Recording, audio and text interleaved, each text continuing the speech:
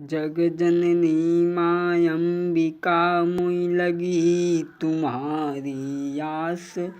सेवक अपनो जान भमर से नाब करो सुपार। आदरणीय समस्त सभी श्रोता बंधुओं, आज हम आपको छोटी सी कहानी की तरफ लेकर के चल रहे हैं।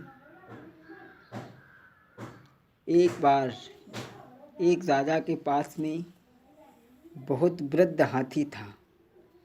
एक दिन उसने सारे गांव के लोगों को इकट्ठा किया और ये कहा कि इस हाथी की इतनी सेवा करो कि हाथी किसी तरीक़ा से मर ना जाए। और अगर ये हाथी मर गया, किसी ने जो है हमारे पास में खबर दी कि हाथी मर गया, तो हम उसे मरवा देंगे। गांव के लोग सेवा करने लगे कि हाथी जिंदा रहे। और हाथी जिंदा रहे तो कब तक जिंदा रहे, वो एक दिन मर गया। आखिरकार जिस चीज़ का जन्म हुआ है उस चीज़ का अंत भी है। हाथी मर गया तो सारे गांव के लोग बैठ कर के रोने लगे कि अब राजा के पास में खबर करने कौन जाए। जो खबर करने जाएगा वो मरवा दिया जाएगा। जब तक एक चालाक आदमी आ गया और उसने देखा कि सारे गांव के लोग रो रहे हैं। कहने लगा, आप सारे गांव के लोग क्यों रो रहे हो? बोले, राजा का ये हाथी मर गया है और जो खबर करने के लिए जाएगा वो जान से मरवा दिया जाएगा। तो चालाक आदमी कहने लगा, तुम कहाँ को मरे जा रहे, हम जा रहे। चल दिया और राजा के दरबार में पहुंचा। कहने लगा, महाराज जो आपका हाथी है। बोले, हाँ। बोले, क्या हुआ हाथी को? बोले, कुछ नहीं, लेटा है। बोले, इसका मतलब हाथी मर गया? बोले, नहीं महाराज, तो आप कह रहे हाथी मर गया, मैं नहीं कह रहा हूँ। और दोनों हाथ जोड़ करके कहने लगा, महाराज आपका जो हाथी है जो ना, आराम ते पैर पसारे है, अति समझदार वो हाथी है। चाहे मारो या कुछ, चाहे टेरो वो कान भी नहीं हिलाता है। चाहे मारो या कुछ टेरो वो कान भी नहीं चलाता है। आराम ते पैर पसारे है, वो अति समझदार वो हाथी है। थोड़े से हाथ लगाई देखा भाई, सांस तलक नहीं आती है। या कुछ मारो चाहे टेरो वो कान भी नहीं चलाता है। कहने लगा, महाराज आपका हाथी आराम से लेटा है। पूरी बात कही गो। पूरी बात कहने के बाद में चलो गो, उस राजा के दिमाग में झटका लगो, जो आदमी बहुत चालाक है। अरे पूरी बात कही गो, जिंदा चलो गो। राजा ने मंत्री से कहा, मंत्री एक काम करो, जाओ उसे फिर से बुला लाओ, जाओ हम कुछ इनाम देंगे। दरोगा जी बुलावे के लिए चले। सोचने लगे जाए कुछ इनाम मिलिए। तो बोले, इधर आ, तुम्हें महाराज ने बुलाया है और सुनो, तुम्हें इनाम मिलेगा। और उस इनाम में दरोगा जी कहने लगे,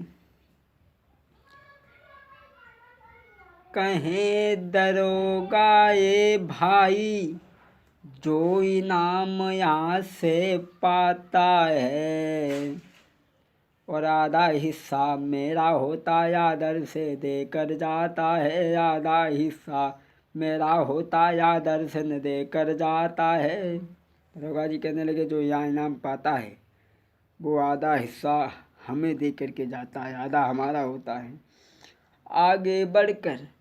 आगे बढ़कर दीवान मिले, बोले चौथाई मेरा भी। मंत्री बोले, मेरा भी है, बच जाए वो सब तेरा है। मंत्री बोले, मेरा भी है, बच जाए वो सब तेरा है।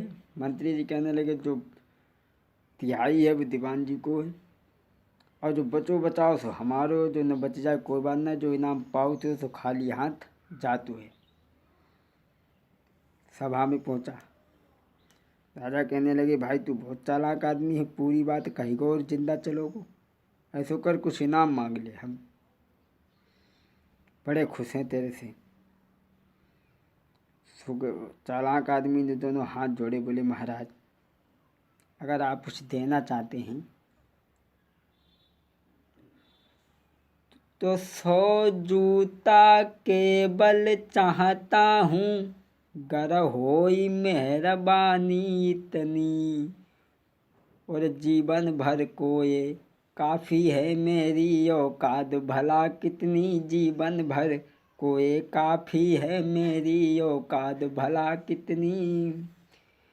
नर नारी करें बड़ाई है, खुश होवेगी मेरी नारी, बस दया धाम ये दया करो, सेवा में करूं बताओ कितनी। बोले, महाराज और कुछ ना चाहिए, केवल 100 जूता चाहिए। दरोगा जी सोचने लगे, जो जूतन को कहा कर, अरे कुछ बढ़िया इनाम मांग ले। बोले, ना महाराज हमें केवल 100 जूता दो। राजा सोचने लगे, जो गरीब आदमी है जाने कि वो जूता उता ना पहन पाए, तो जाओ से बाजार में एक से एक बढ़िया कीमती जूता दिखाओ। बोले, सुना 100 जूता मारो। राजा सोचने लगे, हम जहाँ जूता पहनाए वो चाह रहे हो, जो 100 जूता खाए वो चाह रहे हो, जाओ उसके बाजार में खड़े करके 100 जूते लगाओ। बाजार में आदमी पहुँचो और जैसे ही आदमी जूता लेके आगे बढ़ो, सो बोलो, रुक जाओ, चाहे सब हमारे बाप को ना आए। बोले, दरोगा जी इधर आओ, आधा हिस्सा तो आपका है और हिस्सा किसी का खाना नहीं चाहिए। हिस्सा सुदामा ने कृष्ण का खाया था, जो घर घर भीख मांगी थी, दूसरे का हिस्सा नहीं खाना चाहिए। बोले, अब आओ दरोगा जी, आधा तो आपका हिस्सा है और बचा हुआ दीवान जी को दो, इसमें क्या मेरे बाप का है। बोलो, आधो हिस्सा तो तुम्हारा दरोगा जी। आगे बढ़कर दीवान मिले, बोले, चौथाई तुम भी लो और बचा हुआ मंत्री को दो, इसमें क्या मेरे बाप का है, और बचा हुआ मंत्री को दो, इसमें क्या मेरे बाप का है।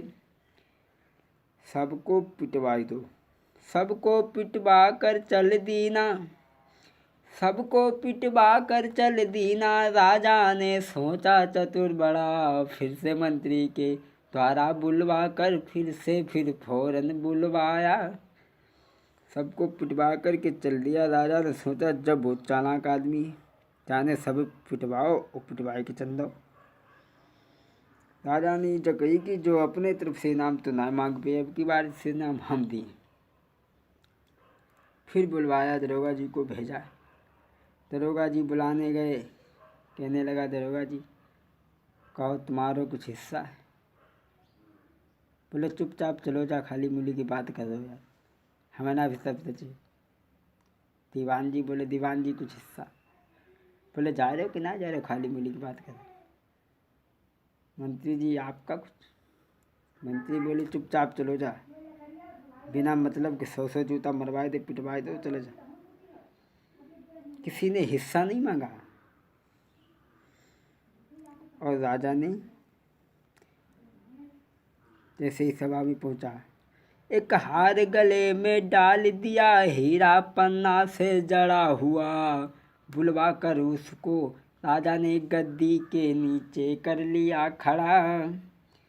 देखी समझदारी उसकी, राजा ने समझा कोई चतुर बड़ा, फिर से बुलवा कर राजा ने गद्दी के नीचे कर लिया खड़ा। राजा ने उसके दिमाग को देख करके उसको ही मंत्री बना लिया। कहने का मतलब है, जिसके पास में बुद्धि है उसी का बल है, जिसके पास में बुद्धि नहीं है उसका बल नहीं है। संसार में बगैर बुद्धि के कुछ नहीं है। अब देखते हैं कि बिना बुद्धि के संसार में कुछ प्राप्त नहीं होता। तो कैसे प्राप्त नहीं होता, वो हम आपको भाग 2 में आपको बताएंगे। जब तक वॉल्यूम नंबर 2 का इंतज़ार करें। जय बोलो विपिन बिहारी की रे जय बोलो, अरे राधा के हितकारी की रे जय बोलो। जय बोलो कृष्ण कन्हैया की रे जय बोलो, जय बोलो कृष्ण